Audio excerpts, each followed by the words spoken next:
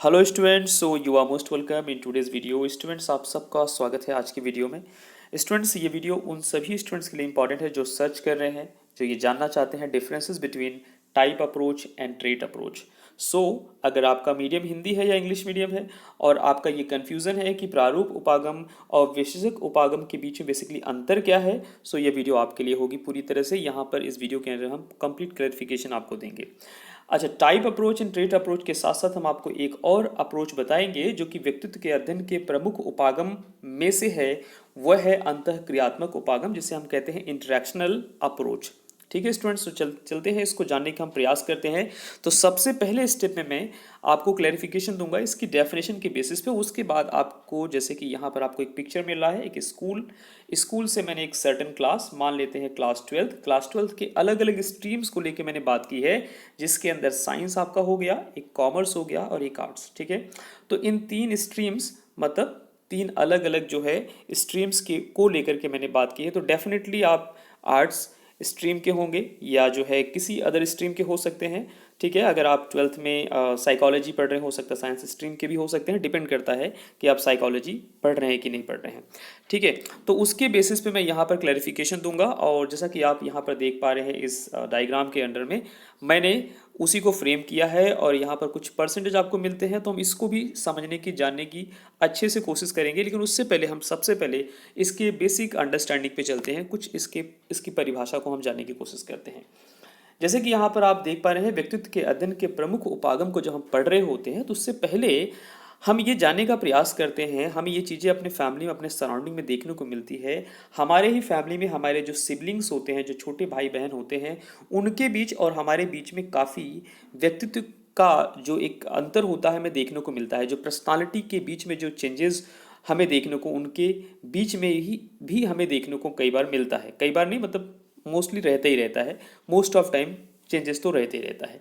ठीक है, मतलब हम अपने रियल ब्रदर एंड सिस्टर के बारे में बात कर रहे हैं। ठीक है, आप डेफिनेटली इस चीज़ को अगर ऑब्जर्व करेंगे तो आप देखेंगे कि आपके जो भाई और बहन हैं उनके बीच और आपके बीच में कुछ सिमिलरिटी हैं और कुछ क्या है, चेंजेस हैं। ठीक है, ऐसा क्यों होता है उसको हम जानने का प्रयास करेंगे। तो वही बात यहाँ पर समझा रहे हैं।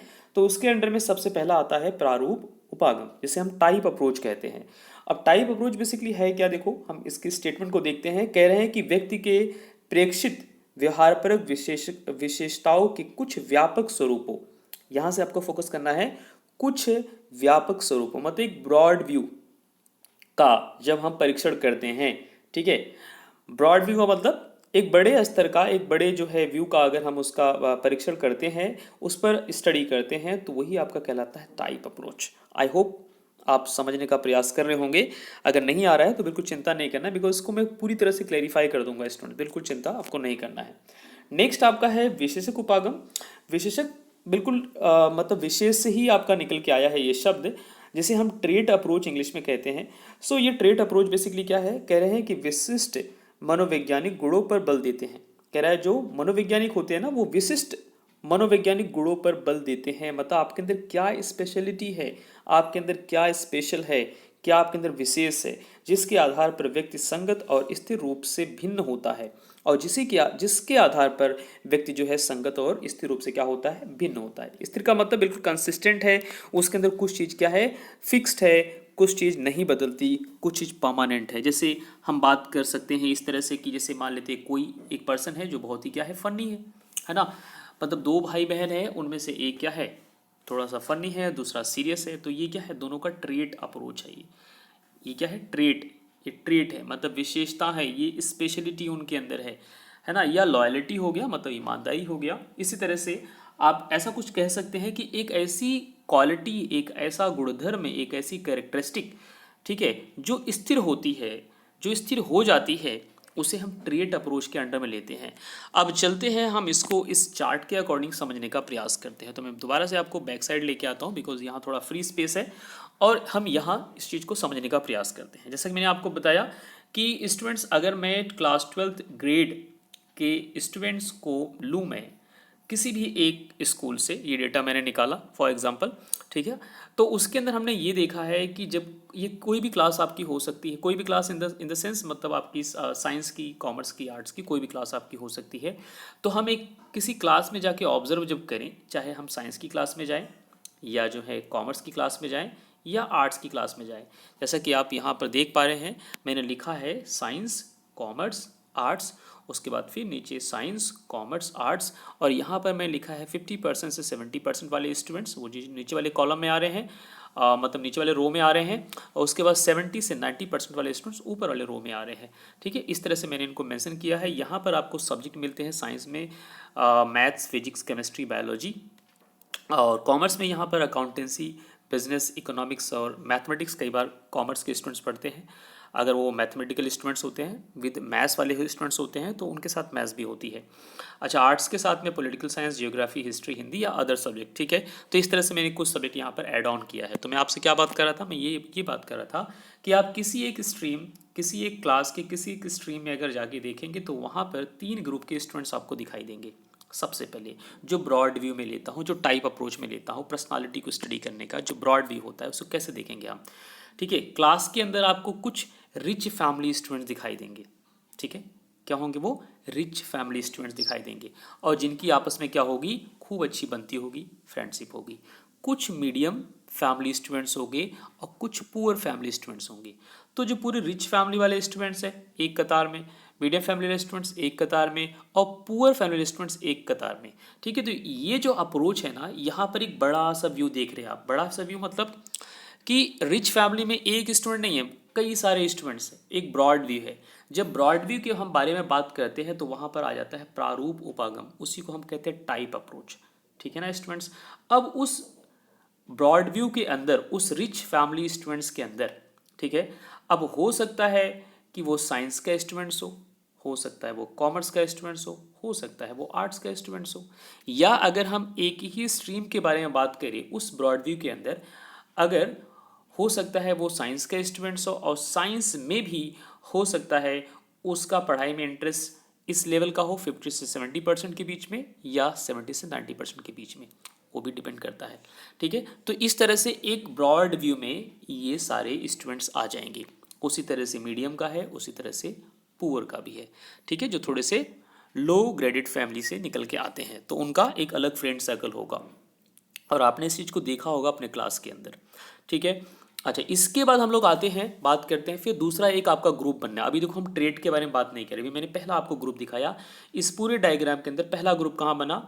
Rich family, medium family and poor family, ये 3 तरह के ग्रुप बन गए। ठीक है, अच्छा, दूसरा ग्रुप आपको कहाँ मिलेगा? दूसरा ग्रुप आपको मिलेगा हर एक स्ट्रीम में, हर एक स्ट्रीम में, मतलब हर एक स्ट्रीम का मतलब साइंस, कॉमर्स, आर्ट्स के स्ट्रीम में क्लास के अंदर हमने देखा है कुछ स्टूडेंट्स ऐसे होते हैं जिनका पढ़ाई में इंटरेस्ट होता है मीडियम लेवल पे, और उनके मार्क्स जो है मीडियम लेवल पे आते हैं, या उनका इंटरेस्ट होता है लेकिन कंसेप्ट क्लियर ना होने की वजह से उनके मार्क्स इस रेंज में आते हैं, जो कि 50 से 70% के रेंज में होते हैं। तो उनका एक अलग ग्रुप होता है, उनका एक अलग ग्रुप होता है, उनकी आपस में एक अलग ग्रुपिंग होती है, एक अलग फ्रेंडशिप होती है। तो ये भी एक क्या है? ग्रुप है।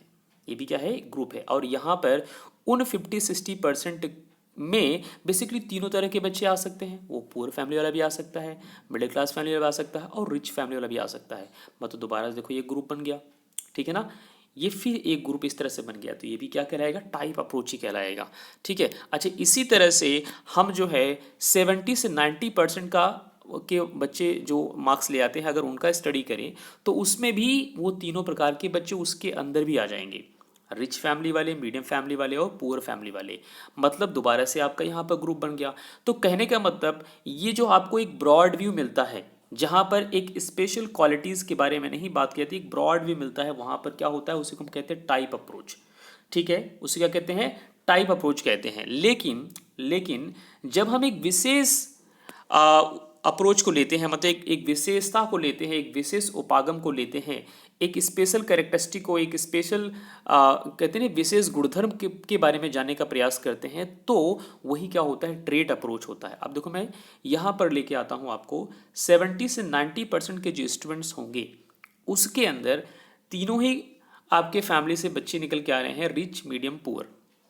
ओके, लेकिन इन तीनों के अंदर साइंस का अगर हम लें, अगर हम साइंस स्ट्रीम के बारे में सबसे पहले बात करें तो इन तीनों में से सभी बच्चों का मैथ्स में इंटरेस्ट नहीं हो सकता, या सभी का फिजिक्स में नहीं हो सकता, सभी का केमिस्ट्री में नहीं हो सकता, सभी का बायो में नहीं हो सकता।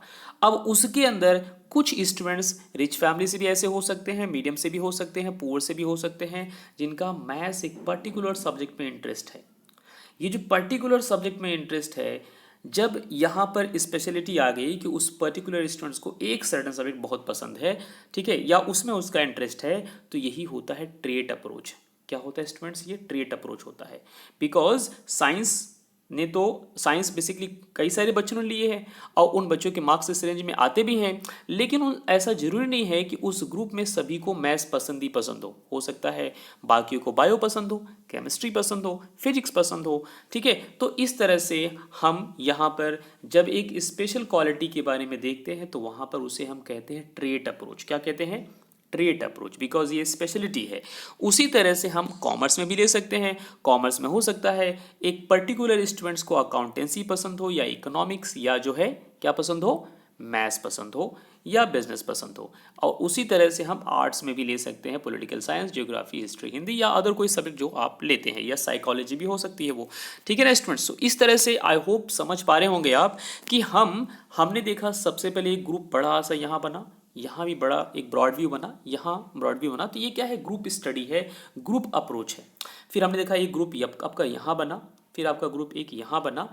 लेकिन इन ग्रुप के अंदर क्या है, इन ग्रुप्स के अंदर क्या है, कुछ ऐसे सब पार्ट हैं जो कि हमें ले जाते हैं कहाँ पर? एक स्टेबल कैरेक्टरिस्टिक के पास, एक स्थिर गुणधर्म के पास, एक स्थिर गुणधर्म को बताते हैं जो कि आपका होता है विशेषक उपागम, जिसे हम ट्रेट अप्रोच कहते हैं। तो इस तरह से आप क्लैरिफिकेशन ले सकते हैं जब हम ब्रॉड व्यू के बारे में स्टडी कर रहे होते हैं, ठीक है, उसके एक व्यक्तित्व का अध्ययन कर रहे होते हैं तो उसे हम टाइप अप्रोच कहते हैं। अदरवाइज एक विशेष उपागम को लेके जब बात कर रहे होते हैं तो आपका ट्रेट अप्रोच होता है, ठीक है ना स्टूडेंट्स। सो आई होप आप समझ गए होंगे कि इनके बीच में डिफरेंसेस क्या है। अब लास्ट आपका आता है अंतः क्रियात्मक उपागम, जिसे कहते हैं इंटरेक्शनल अप्रोच, ठीक है। इंटरेक्शनल अप्रोच क्या होता है स्टूडेंट? देखो, आपको समझाना चाहूँगा।